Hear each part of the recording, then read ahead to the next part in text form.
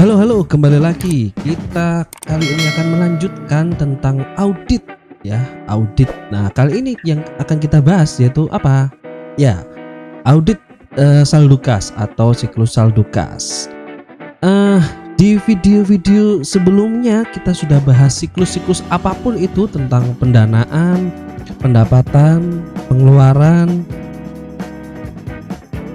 investasi, sumber daya manusia dan lain sebagainya. Dan semuanya kalau kalian tahu teman-teman ya, kalau kalian ingat gitu ya, semuanya adalah ujung-ujungnya duit. Ya, gitu ya. Ujung-ujungnya pasti ada duitnya. Nah, kali ini kita akan membahas duit tetapi tidak memegang duitnya. Oke, kita langsung saja bahas. Kita mulai diskusinya. Silakan masuk kelas.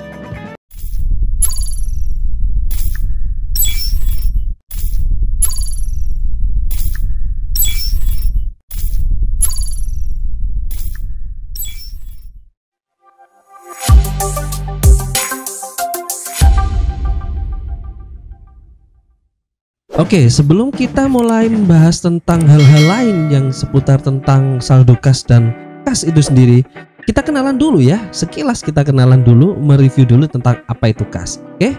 Nah, kas itu apa ya? Kas itu adalah penerimaan ya, penerimaan yang belum disetor. Kas di bank dalam rekening giro, kas yang dikelola dengan sistem dana tetap atau impres sistem seperti kas kecil, kas besar, rekening gaji di bank dan lain sebagainya. Dan saldo kas ini yang tidak bisa digunakan sebagai media pembayaran secara fleksibel seperti kayak tabungan, deposito, kas. Nah, untuk cadangan pelunasan obligasi, kas untuk cadangan pelunasan obligasi gitu ya, saldo valuta asing dan kas lain yang penggunaannya dibatasi tidak bisa dimasukkan sebagai komponen kas. Karena kenapa? Ya, uang-uang ini tidak bisa langsung digunakan ya.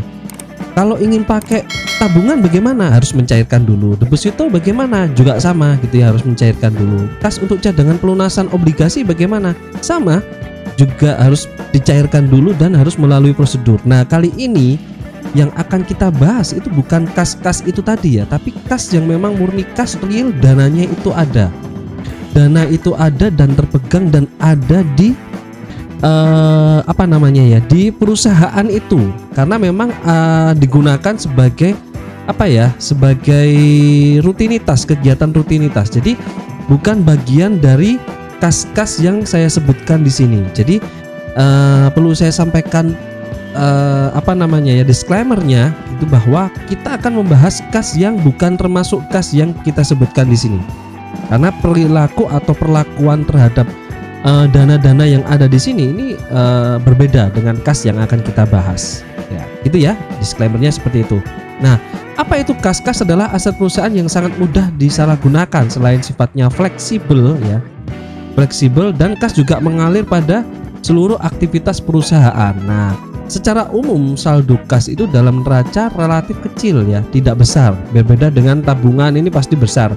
Makanya kalau kita ingat gitu ya, ada yang pengisian, ada yang namanya istilah kas kecil gitu ya. Nah, kas kecil ini diisi oleh kas besar gitu ya. Nah, kas kecil diisi oleh kas besar. Nah, kas besar sendiri diisi oleh apa? Nah, diisi oleh bank dan sumber-sumber yang lainnya. Nah, yang kita bahas itu adalah seputar kas kecil, kas besar yang ada di ranah langsung bisa dimanfaatkan oleh perusahaan itu sendiri ya. Nah, karena untuk membuat kas menjadi produktif gitu ya, kas harus digunakan pada berbagai aktivitas perusahaan. Nah, kira-kira seperti itu ya. Nah, yang akan kita bahas di kas kali ini adalah kas yang memang ruang lingkupnya adalah kas besar, kas kecil. Di sini kita tidak masuk, atau kemungkinan kas besar yang memang terlalu luas itu mungkin kita tidak akan bahas dan tidak akan masuk siklus di dalam saldo kas yang akan kita bahas kali ini. Oke, kira-kira seperti itu. Oke, yang pertama itu ya. Nah, apa saja sih yang terdapat gitu ya, terdapat kasnya gitu ya. Nah, ada siklus pendapatan, nah, penjualan, piutang dagang, ujung-ujungnya kas. Pengeluaran juga sama, pembelian, utang dagang, ujung-ujungnya adalah kas. Siklus pendataan juga sama, emisi saham, obligasi, ujung-ujungnya adalah kas ya. Investasi juga sama, pembelian, penjualan, investasi, ujung-ujungnya adalah kas lagi. SDM juga sama, gaji, upah, ujung-ujungnya adalah kas lagi. Lah ini adalah semua siklus yang sebelumnya di video-video sebelumnya sudah kita bahas ya. Tetapi ujung-ujungnya semua adalah kas. Makanya sekali lagi sebelum kita lanjutkan, semua siklus yang akan kita bahas itu bisa jadi auditnya ya. Auditnya dilakukan secara parsial, satu persatu gitu ya. Oh, dicek siklusnya ini, audit ini bisa, atau mungkin juga sekaligus semuanya, bahkan kas itu sendiri. Jadi audit itu sangat fleksibel, dan tentunya sekali lagi kalau teman-teman yang baru masuk gitu ya, mungkin nanti silakan dicek di video-video sebelumnya yang membahas tentang siklus. Saya selalu sampaikan bahwa seorang auditor itu harus merencanakan auditnya. Perencanaan audit. Karena kalau tidak seperti itu, pasti auditor tidak akan bisa melakukan audit yang baik sesuai dengan kondisi perusahaan. Nah, kira-kira seperti itu. Makanya di sini yang akan kita bahas, kita kembali ke topik, yaitu adalah kas itu sendiri. Oke. Nah, berikutnya beberapa hal yang harus kita perhatikan khususnya di sistem pengendalian internal yang berhubungan dengan kas. Kita langsung saja ya, kita langsung ke topik sistem pengendalian atau hal-hal yang perlu diperhatikan di dalam poin-poin yang berhubungan dengan pengendalian internal khususnya di kas dan saldo kas. Oke. Yang pertama ya, ada dokumen gitu ya, dokumen pembukuan kas seperti otorisasi penerimaan pengeluaran kas. Otorisasinya dengan penerimaannya berbeda ya. Otorisasi itu adalah yang memberi ACC atau disposisi dan lain sebagainya. Kemudian bukti penerimaan ini pelaksanaannya ya, bukti pelaksanaannya. Kemudian bukti store kas ke bank apabila itu disetorkan ke bank, kemudian dicatat di jurnal gitu ya.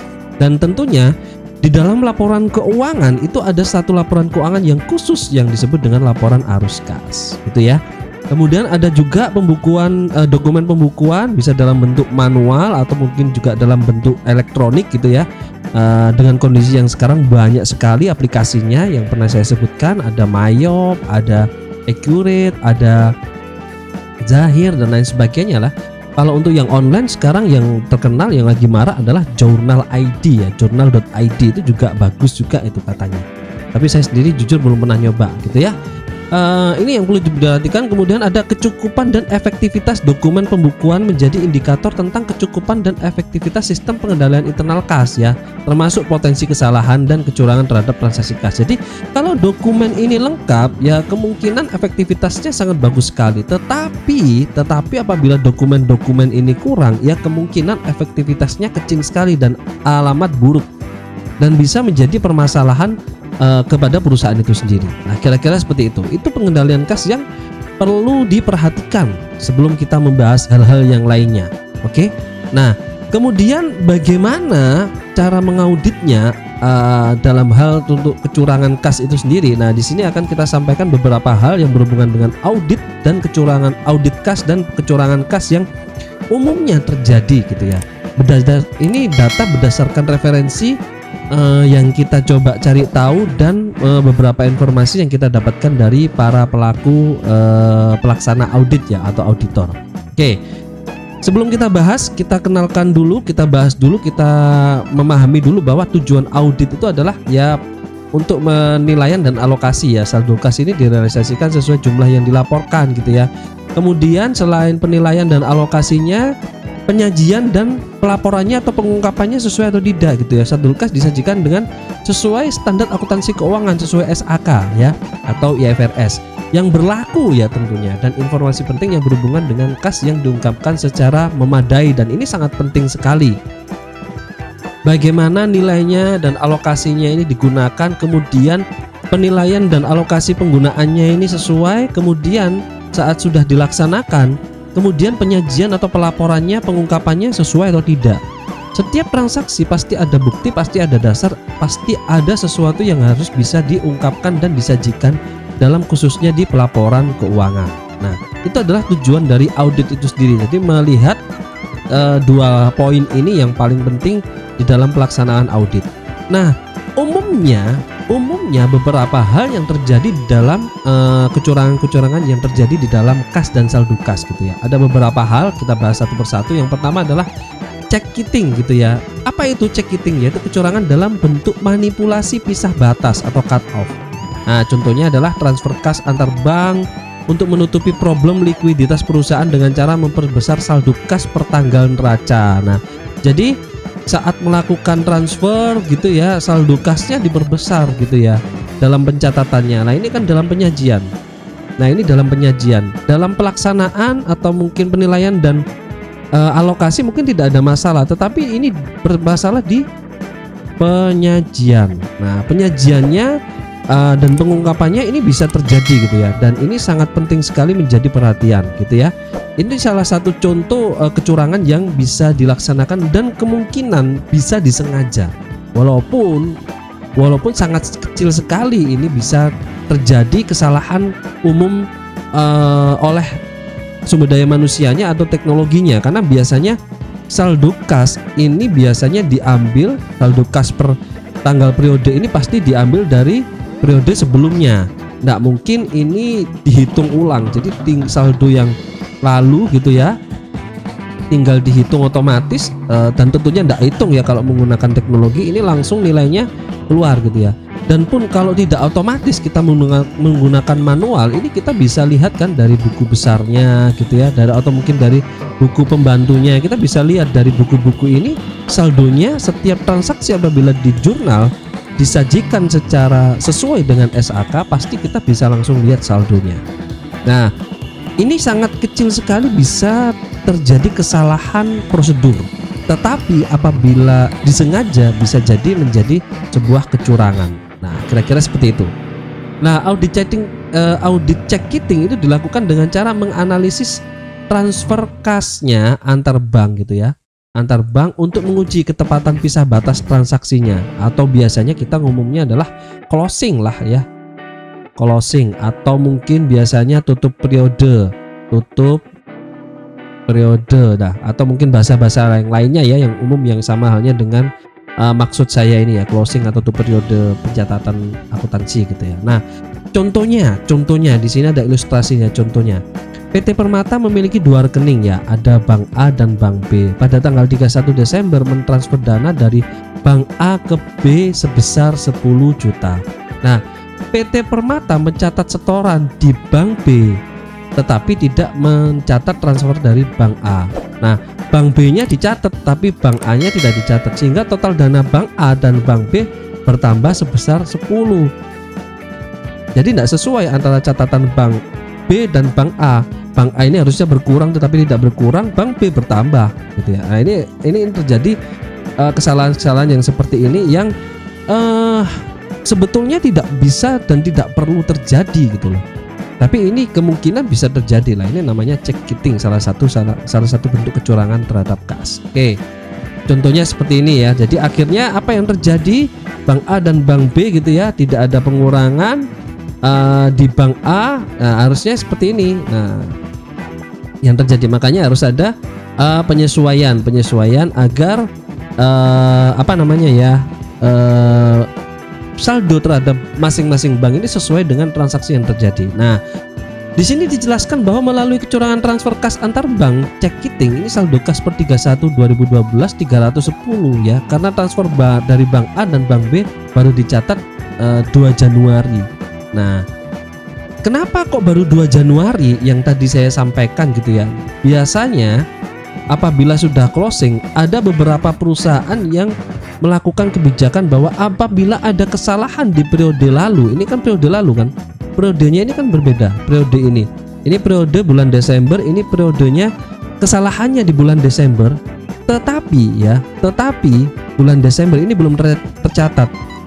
Padahal di bulan Januari ini sudah sudah berjalan. Nah, mau tidak mau karena saldo Desember ini sudah ke closing, makanya harus ada yang namanya penyesuaian. Nah, di sini ini disebut dengan penyesuaian, atau mungkin kalau secara teknis di dalam akuntansi disebut dengan jurnal penyesuaian, di mana jurnal penyesuaian ini dilakukan sesuai periode saat diketahui kesalahannya.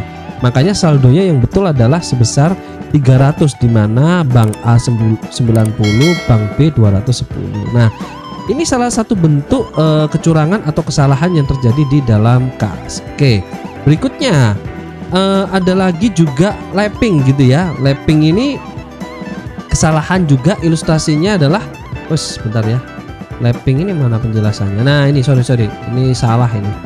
Ini saya contohkan urutannya salah. Jadi yang kedua adalah lapping. Lapping itu adalah kecurangan dalam bentuk menggunakan penerimaan kas untuk keperluan pribadi dan menutupnya dengan penerimaan kas berikutnya. Nah, itu ya, itu salah satu contoh juga, nanti kita ada ilustrasinya. Nah, bagaimana mengauditnya ya? Melakukan konfirmasi piutang, kemudian melakukan perhitungan kas mendadak gitu ya, semacam kayak stok opnam itu kan untuk barang gitu ya, tapi ini stok namanya opnam cash opnam gitu ya, untuk mengecek perhitungan kas secara mendadak gitu ya, kemudian membandingkan detail penerimaan kas dengan detail setoran di bank. Nah, ini adalah salah satu lapping, jadi menutupi sesuatu dengan hal yang lainnya atau transaksi yang lainnya. Ilustrasinya seperti apa? Nah, contohnya seperti ini.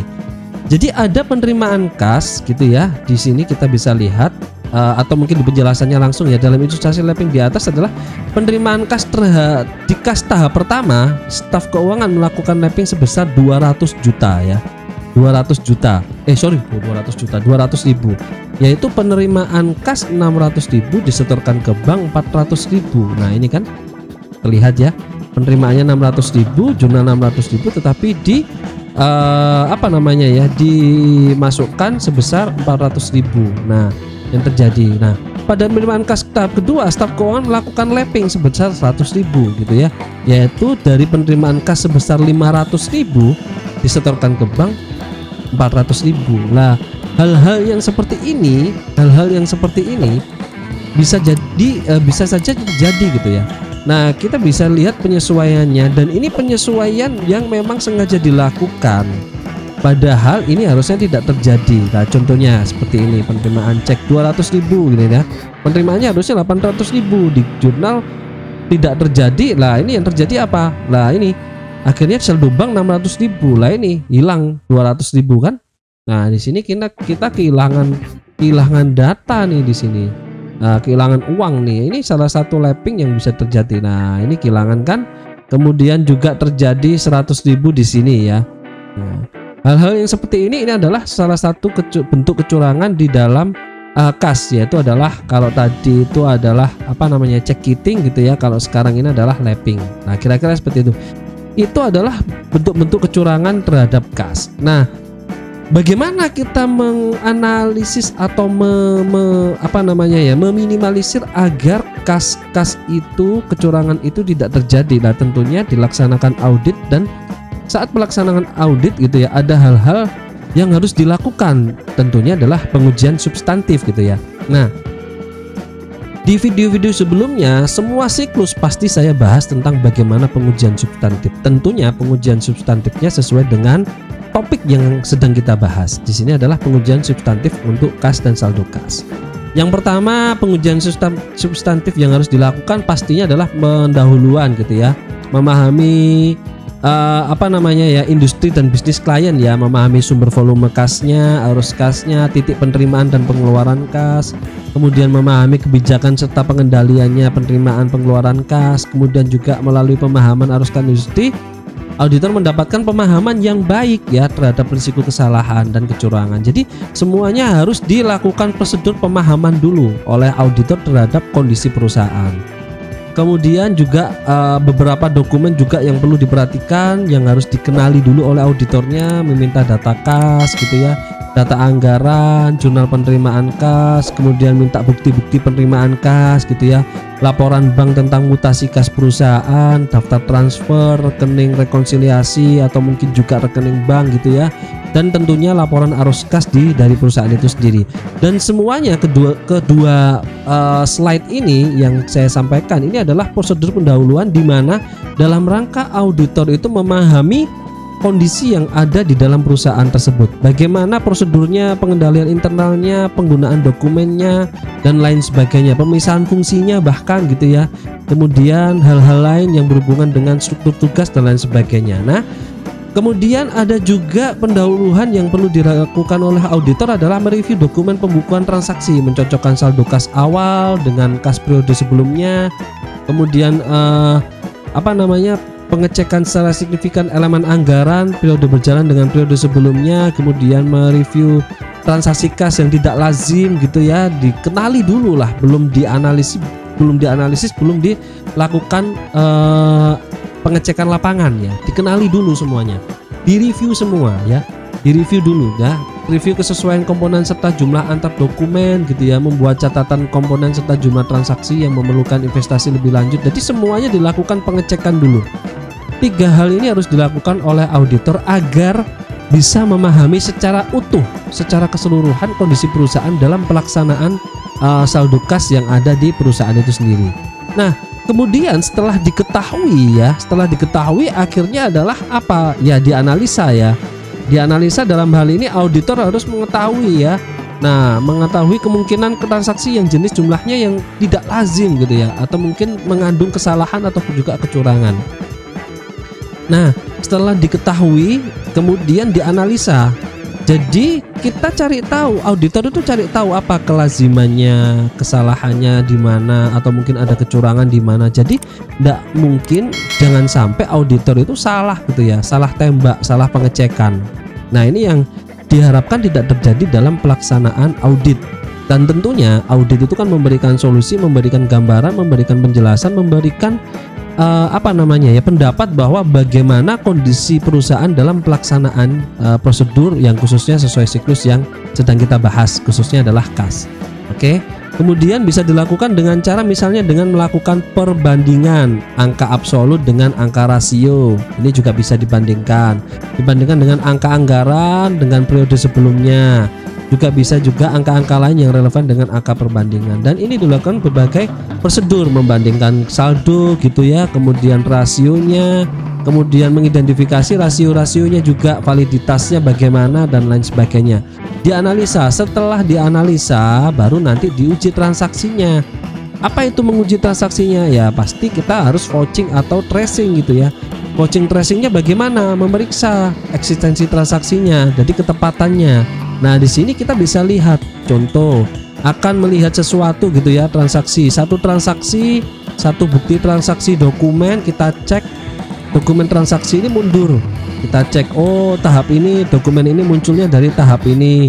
Kita cek lagi, mundur lagi, oh dari tahap ini, cek mundur lagi. Nah, bagaimana tahapan-tahapan ini berjalan sesuai dengan ketentuannya atau tidak?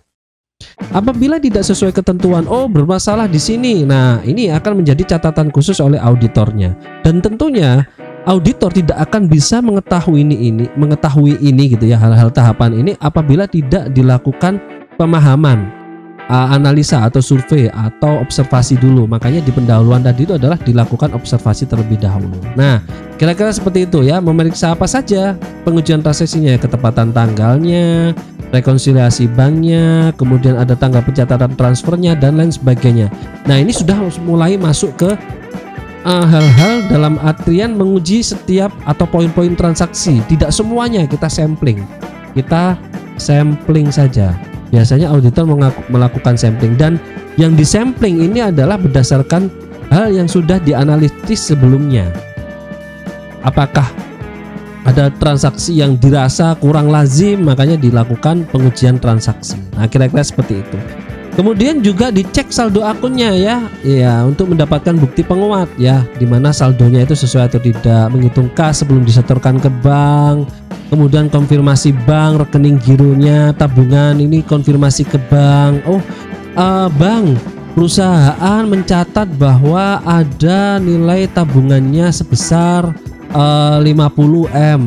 Nah, di bank dikonfirmasi, ini perusahaan, nah ini di bank, berapa saldonya, nah ini bank, ini dilakukan konfirmasi lah. Nanti bagaimana konfirmasinya ini nanti langsung ke audit, dan bisa jadi disampaikan secara langsung, bisa jadi disampaikan secara apa namanya ya, secara tidak langsung dalam artian oh tidak sesuai, harusnya tidak sama dengan 50M atau mungkin bahkan lebih atau mungkin bahkan kurang, atau mungkin juga bank bisa memberikan informasi bahwa saldonya sebesar berapa, ini bisa langsung, mungkin yang sebetulnya adalah 45M.